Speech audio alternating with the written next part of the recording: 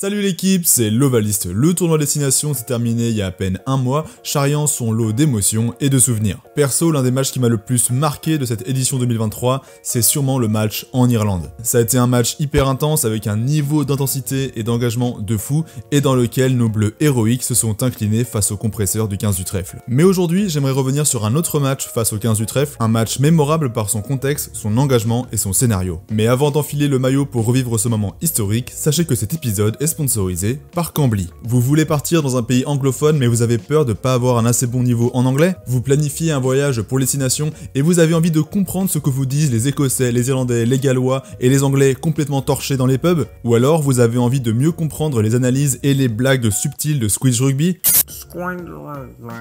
Sometimes we all win.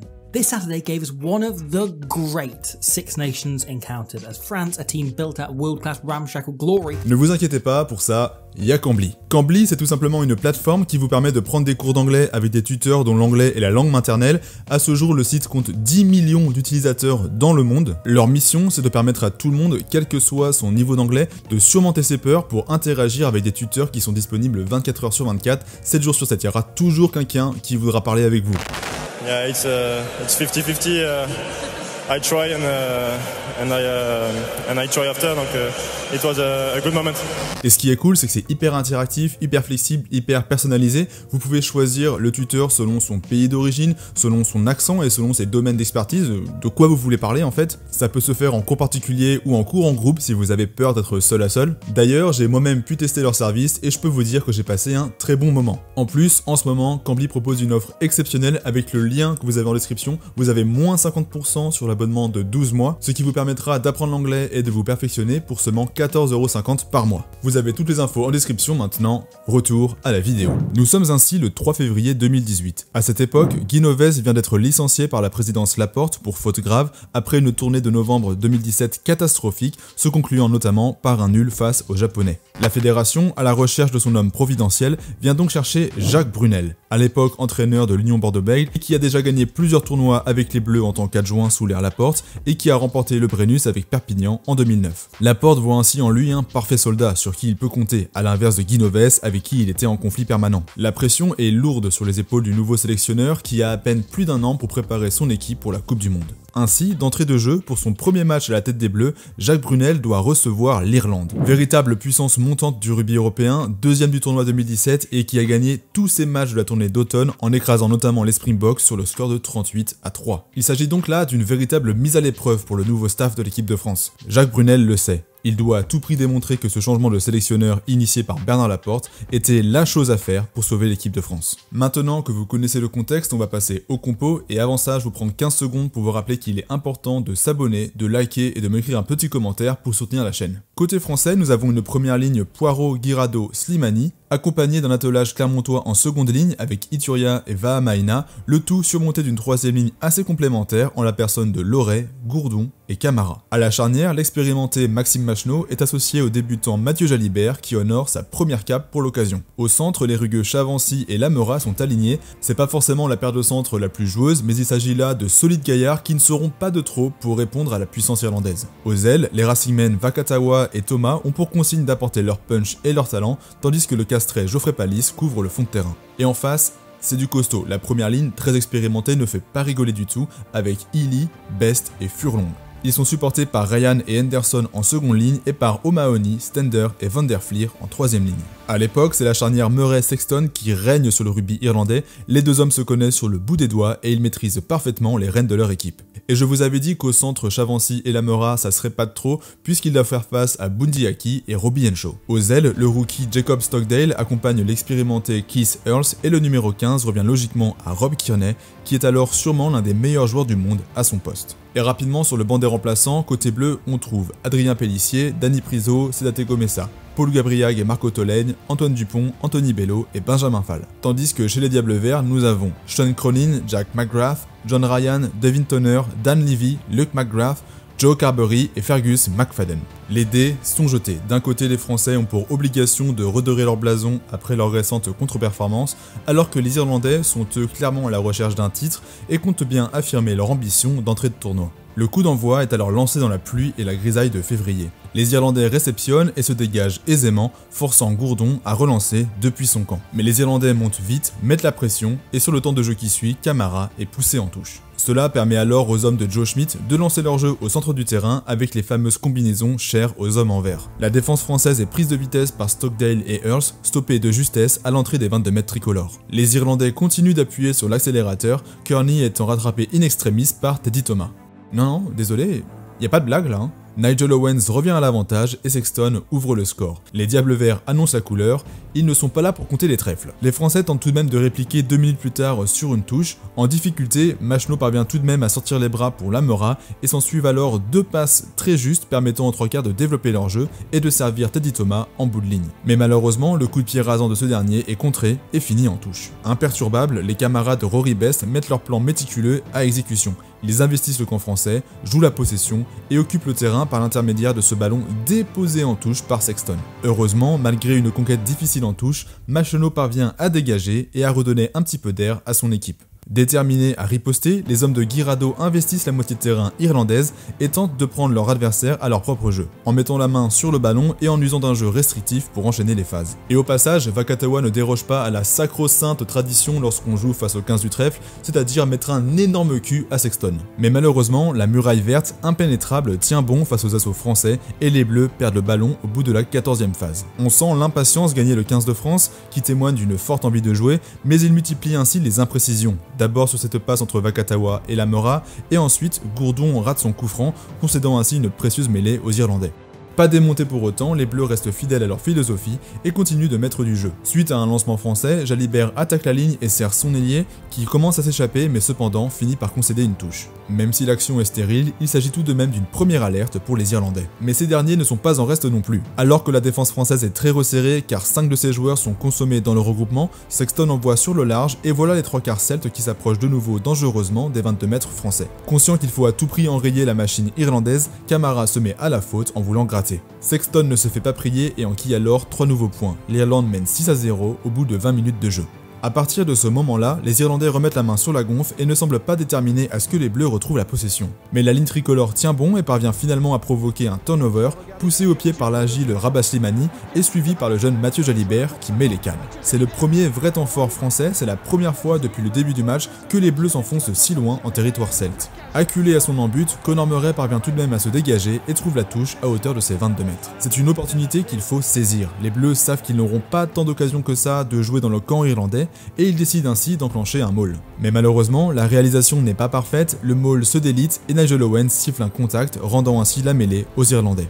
Le sort continue alors de s'acharner sur le 15 de France, poussé à la faute en mêlée. Les hommes en vert ont parfaitement géré ce temps faible et peuvent désormais réinvestir le camp français. Sur la pénale touche qui suit, ils décident de viser l'un des maillons faibles de la défense française en envoyant Bundiaki péter plein fer sur le jeune Mathieu Jalibert. L'ouvreur français ne se démonte pas, il va au contact et parvient même à mettre son adversaire au sol. Mais malheureusement, ce plaquage se fait au prix du sacrifice de son genou gauche, heurtant de plein fouet celui de Bundiaki. Le ralenti parle de lui-même, la blessure est grave et le Bordelais est forcé de laisser sa place au Toulonnais Anthony Bello. Le jeu reprend sur une mêlée en faveur de l'Irlande et rien ne change au plan de jeu. On pilonne, on porte le ballon, on déblaye et on recommence. Parfois on redouble dans le dos avec Sexton mais on ne prend pas de risque et on assure la conservation pour tenter d'user davantage la défense adverse. Cependant, organisée et réactive, la ligne bleue ne cède pas. Ses joueurs s'engagent et au bout de 13 temps de jeu, Vakatawa et Poirot parviennent tant bien que mal à récupérer un ballon de turnover et Palis redonne un petit peu d'air à son équipe. Conscient de la coriacité du rideau français, les Irlandais tentent une autre approche en allumant des chandelles pour viser Vakatawa, peu à son aise dans les duels aériens. Retour en touche, mais cette fois-ci le lancer est contrarié par Camara qui lit bien la combinaison adverse. L'Irlande peine à enclencher son attaque et Kevin Gourdou parvient à arracher le ballon au contact. Maxime Machenaud tape de suite pour profiter de l'absence du troisième rideau et les Bleus montent comme des morts de faim pour mettre Kearney sous pression. L'arrière irlandais n'échappe pas à Chavancy et Guirado réussit à mettre les mains. Nigel Owens siffle la pénalité pour l'équipe de France. À 30 mètres en face des poteaux, Maxime Machenaud ne tremble pas et ouvre enfin le score de son équipe à la 35e minute, 3-6 pour l'Irlande. Ces points marqués ont pour effet de galvaniser les Bleus. Même s'ils sont encore privés de possession, la défense vient agresser en permanence les porteurs de balles, à l'image de cet impact de Jefferson Poirot sur Tadhg Furlong. Dans le même temps, Van der Flee rejoint Mathieu Jalibert sur le banc après s'être lui aussi blessé au genou sur un appui. Il est alors remplacé par Dan Levy. L'équipe du trèfle continue son travail de sape, et même si le 15 de France se distingue par une sérieuse application au plaquage et par une discipline rigoureuse, il faut bien que Vahamaina commette une faute inutile en venant charger directement le relayeur. La faute est d'autant plus rageante qu'elle est située à 30 mètres en face des perches, une formalité pour Sexton qui rajoute 3 points avant la pause. Les deux équipes rentrent alors au vestiaire sur le score de 3-9, les Irlandais à l'initiative et sûrs de leur force se heurtent à des Bleus moins précis mais irréprochables dans l'engagement. La tension est palpable dans la froide enceinte du Stade de France où le crachin tombe inlassablement. La seconde mi-temps aura alors pour charge de départager les deux équipes. Sexton engage ce deuxième acte en ratant son coup de pied, pas assez haut, laissant ainsi à Machenaud tout le loisir de dégager son camp. Cette nouvelle période s'ouvre alors sous les mêmes auspices que la précédente, l'Irlande confisque le ballon et lance ses porteurs de balles sur la muraille bleue, tentant d'y créer une fissure à l'usure. Après 10 temps de jeu consécutifs, au cours desquels les Diables Verts ne parviennent pas à créer d'avancée, O'Mahony concède une passe en avant en tentant un geste audacieux. Ballon rendu aux Bleus, voilà qui ne risque pas de pousser les Irlandais à sortir de leur cadre de jeu. Les Français mettent alors à profit cette rare munition en lançant leur attaque. Bello trouve Chavancy qui redresse sa course, Palis vient à hauteur mais il donne dans le dos pour Lamela. Ainsi le décalage est créé et il y a un 3 contre 2 à jouer. Malheureusement, si la combinaison est bien exécutée, la défense irlandaise, elle, ne s'est pas laissée fixer et Vakatawa est finalement repris. Mais Machenaud continue l'action en faisant jouer ses gros et au passage, Vahamaina est sévèrement secoué par Ryan qui vient littéralement le plaquer à la mâchoire, mais Monsieur Owens laisse jouer. Les Bleus continuent de jouer restrictif, calquant leur jeu sur celui de leurs adversaires, néanmoins ils s'avèrent moins rigoureux dans leur soutien, Ituria s'isole et Henderson provoque le turnover pour récupérer une pénalité. Vexés et remontés par cette perte de balle, les Français explosent le maul de leur adversaire sur la pénaltouche qui suit. Mais ce n'est pas suffisant pour récupérer le ballon et 2 temps de jeu plus tard, Lamela, qui vient de ramasser Henderson sur le museau, perd sa lucidité et se met à la faute sur un hors-jeu. Nigel Owens siffle logiquement, Sexton engrange 3 nouveaux points et c'est un premier mini-break dans ce match très serré. Galvanisés, les Irlandais parviennent à revenir dans le camp français suite à une nouvelle faute de Vahamaina. Servi plein fer au centre du terrain, Henshaw gagne des mètres et le jeu rebondit juste après lui. Et chose intéressante, il tente une combinaison au centre du terrain avec un retour intérieur pour Kearney, alors sévèrement refoulé par Guillaume Guirado. Alors oui, le plaquage est superbe, c'est un énorme arrêt buffet, mais est-ce que ça vous dit pas quelque chose? Avec un avant qui fait mine de pivoter et de redoubler pour son 9, tandis que le 15 arrive lui du champ profond pour attaquer au ras du regroupement, ça vous dit rien ça? Ouais. C'est marrant, d'ailleurs je crois que Up Rugby a fait une vidéo sur les micro-attaques et parle justement de cette combinaison. Mais ce premier coup d'arrêt n'est pas de nature à décourager les mangeurs de patates qui viennent de pénétrer dans les 22 mètres français. Au bout d'une séquence irrespirable de 15 temps de jeu, Poirot sauve son équipe en arrachant le ballon à Furlong et Machenaud tape loin devant. Et là, le jeu s'emballe. Teddy Thomas, à la poursuite, empêche Keith Earls de répliquer au pied et force l'Irlande à relancer. Stockdale essaie de s'échapper sur son aile et tente le coup de pied, mais il concède une touche. Touche qui est vite jouée par Machenaud. Ça commence un petit peu à sentir le chaos, la première équipe qui fera une erreur risque de le regretter amèrement. Finalement, Machenaud remet de l'ordre en allumant une chandelle sur Sexton, et là, fait extrêmement rare, c'est pas l'Irlandais qui va sortir commotionné du choc avec le défenseur, mais c'est bien Geoffrey Palis qui s'éteint complètement en voulant plaquer l'ouvreur. Dans le même temps, la deuxième ligne française parvient à récupérer une pénalité, et la botte de Machenaud permet de revenir dans la partie 6-12. Quelques minutes plus tard, la défense française met la pression sur Sexton et permet de remettre la main sur le ballon. Machenaud tape une nouvelle chandelle et Kearney se manque à la réception. Cela fait 2 actions positives de suite pour le 15 de France, peut-être le signe que le match est en train de basculer en leur faveur. Mais non. Les Irlandais ne laissent pas revenir leurs adversaires et Stender met ses grosses paluches sur le cuir, revoilà son équipe dans les 22 mètres. Les Français finissent logiquement par se mettre à la faute, mais Sexton manque la cible pour la première fois du match, offrant un heureux sursis à la troupe de Brunel. Sur une nouvelle mêlée, ces derniers trouvent Vakatawa en bowling qui casse plusieurs plaquages et met son équipe dans l'avancée. Les tuniques bleues y mettent toute leur énergie, elles savent qu'elles n'auront pas 1000 occasions et les joueurs s'y filent face à une rugueuse défense irlandaise. Cependant, Vahamaina, encore lui, est sanctionné pour avoir plaqué Sexton sans ballon en voulant assister Rémi Lamela. C'est un petit peu sévère, certes, mais la faute y est. Et c'est encore un coup dur pour cette équipe qui ne triche pas et y met toute son âme. De côté français, un joueur fait son entrée, un jeune joueur à qui on promet un très bel avenir, Antoine Dupont. Suite à une pénalité, les Bleus sont parvenus à réinvestir le camp irlandais, mais ils se heurtent à l'agressivité des montées celtes et se retrouvent rapidement sur le reculoir. Il ne reste plus que 12 minutes à jouer et les organismes commencent à souffrir. Bello est alors forcé de rendre le ballon au pied et concède un renvoi au 22. L'horloge tourne et les Français semblent commencer à s'installer dans le territoire irlandais. Dénué de solution, cependant, Lamela tente le rasant sans grandes espérances. Kearney assure facilement la couverture et tape loin devant. Il trouve une très belle touche, mais Anthony Bello la joue vite pour son demi de mêlée, qui relance. Dupont élimine aisément Conor Murray, puis fixe Kearney et fait la passe pour Teddy Thomas. C'est le moment qu'on attendait. Le Racingman met à profit son incroyable talent de finisseur, il met les gaz, contourne Sexton, résiste au retour de la défense et finit en terre promise. Le Stade de France exulte, les Français sont en passe de prendre les commandes du match à 8 minutes du sifflet final, la transformation passe et ils mènent alors 13-12. Impériaux en défense, les Bleus ont aussi montré que le moindre ballon peut être source de danger, même face à une ligne défensive aussi rugueuse que celle des Irlandais. La tendance semble continuer de s'inverser en faveur de l'équipe de France. Sur une chandelle, Earls cafouille le ballon et concède une mêlée proche de ses 22 mètres. Peu à peu, le scénario idéal se dessine pour une potentielle victoire pour la première de Jacques Brunel.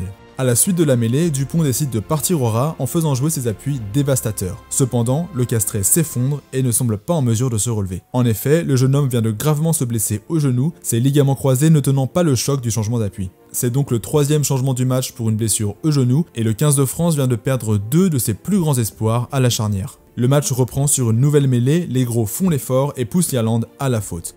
Anthony Bello prend la direction des perches, il se concentre, la pénalité est certes légèrement excentrée mais elle reste tout de même dans ses cordes. Il prend son élan et frappe, le cuir file et passe malheureusement juste à côté du poteau. Il reste 3 minutes, le 15 de France vient de manquer l'occasion de se mettre à l'abri d'un possible retour sur pénalité ou drop. Et en plus de ça, les Irlandais se permettent de récupérer le renvoi au 22. Ils semblent alors décider à garder le ballon et à remonter à la main les 70 mètres qui les séparent de leur but français. Et ce, alors que Kevin Gourdon reste au sol, laissant son équipe en infériorité numérique. Il reste 30 secondes et nous en sommes au 16e temps de jeu. La défense s'arc-boute pour contenir les féroces assauts celtes qui pour le moment n'arrivent même pas à passer la ligne des 40 mètres. La sirène sonne, c'est la fin du match, les Français tiennent la victoire et le stade commence à exulter. Sexton comprend que son équipe ne passera pas en force. Il tente alors le tout pour le tout en adressant une sublime diagonale à l'intention de Keith Earls. L'ailier prend logiquement le dessus sur Vakatawa et franchit les 40 mètres tricolores. Sur le banc, le capitaine Guirado sent que le vent peut tourner et commence à redouter le pire. Les Irlandais ne s'arrêtent pas. Comme possédés, ils continuent inlassablement de percuter le mur bleu. Les temps de jeu défilent et dépassent les 30 phases, mais les Bleus restent rigoureux en défense. Ils ne concèdent aucun pouce de terrain et plus incroyable encore, ils font preuve d'une discipline inédite pour la situation. 40e phase de jeu. Jonathan Sexton commence à se placer dans l'axe pour un potentiel drop alors que son équipe trouve de l'avancée. Et soudain, tout s'enclenche. Murray éjecte pour son 10 précautionneusement placé à 15 mètres de la défense. Sexton prend son élan et envoie un véritable missile. À 45 mètres des poteaux, il délivre son équipe à la 82e minute et réduit le public français au silence. Les images sont terribles. Guirado se décompose et de nombreux joueurs français s'effondrent. Henri Chavancy, le visage en sang après avoir donné son corps pendant d'aussi longues minutes, contraste avec les Irlandais exultant à quelques mètres de lui. C'est dur, très dur, voire même trop dur pour ce 15 de France qui n'a pas grand chose à envier à son adversaire. Même si on peut regretter des erreurs, des fautes bêtes ou des pénalités concédées trop facilement, personne n'a triché, personne n'a craqué. Personne n'a craqué! Les stats de plaquage sont hallucinantes. 252 plaquages réussis pour l'équipe de France, dont 31 pour le seul capitaine Guirado. Parfaite défaite encourageante, ce match perdu à la dernière seconde à la suite d'un drop assassin aura planté un véritable poignard dans le cœur des supporters français. Et je pense que parmi vous, il y en a beaucoup qui gardent cette exclamation de Mathieu Lartaud comme un véritable traumatisme. Sur le drop, il arrive! Le drop de Jonathan Sexton! Je me souviens qu'après le match, j'étais resté scotché devant ma télé, j'avais pas compris ce qui se passait. Ce 15 de France, sous le feu perpétuel des critiques, tenait enfin son match référence. Il montrait qu'il pouvait regarder les plus grandes nations dans les yeux, mais malheureusement, ça n'a pas suffi. Après ce match, les Bleus ont continué leur tournoi pour finir à la 4e place, une place bien terne par rapport aux efforts engagés lors de la première journée, même si on peut tout de même se rappeler qu'on a gagné le crunch cette année-là et que les Anglais ont fini 5e, mais jamais le 15 de France de Jacques Brunel ne retrouvera la constance et la solidité affichées lors de ce France-Irlande. Côté irlandais, ce match acquis dans la douleur leur servit d'un véritable tremplin, un tremplin les menant au 3e grand chelem de leur histoire, s'affirmant ainsi comme l'une des meilleures équipes du monde du moment. Je pense qu'il faut aussi rappeler que cette année-là, le Leinster finit champion en finale de Coupe d'Europe face au Racing et que le 15 du trèfle termine 2018 en beauté en battant pour la première fois de son histoire la Nouvelle-Zélande en Irlande. C'est la fin de ce rétro rugby sur France-Irlande 2018, j'espère qu'il vous aura plu. Si c'est le cas, n'oublie pas le pouce bleu, le commentaire, le bouton s'abonner pour me soutenir. Je rappelle aussi que si vous avez les moyens, vous pouvez me rejoindre pour 99 centimes par mois et avoir accès à des contenus exclusifs, mais vous pouvez aussi m'aider grâce à des pourboires plus ponctuels en cliquant sur le bouton merci juste en dessous de la vidéo. Et d'ailleurs, en parlant de pourboires, sachez que la plateforme Utip a fermé, je pense que vous êtes déjà au courant, et donc je remercie chaleureusement toutes les personnes qui ont contribué au financement de la chaîne sur Utip. J'ai donc pris le choix d'aller migrer sur la plateforme KissKissBankBank, et si vous voulez m'y rejoindre, c'est avec grand plaisir. De mon côté, c'est tout pour moi, merci à Cambly d'avoir sponsorisé cette vidéo. Je rappelle qu'avec mon lien, vous avez moins 50% sur l'abonnement d'1 an, donc n'attendez plus pour commencer à apprendre l'anglais. Maintenant, je vous dis à la prochaine, bye Lovali.